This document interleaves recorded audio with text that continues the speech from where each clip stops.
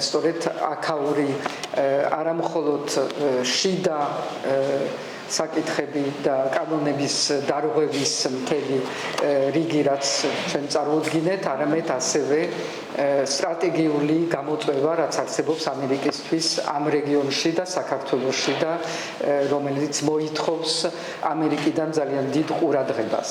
მნიშვნელოვანი გზავნილი ამერიკის შეერთებული შტატების მხრიდან, რომ ისინი მხარს უჭერენ ქართველი ხალხის ევროატლანტიკურ მისწრაფებებს, დემოკრატიული პოლიტიკური ძალების სახელით შეხვედრაზე ვიყავით მე და ნიკა კვარამია.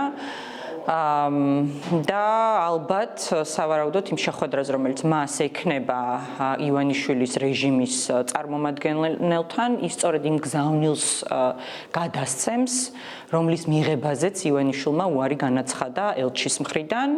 ეს არის დასტური იმის, რომ ამერიკა-საქართველოს ურთიერთობების გადატვირთვის შესაძლებლობა არ იქნება, თუ საქართველო არ დაუბრუნდა დემოკრატიული განვითარების გზას.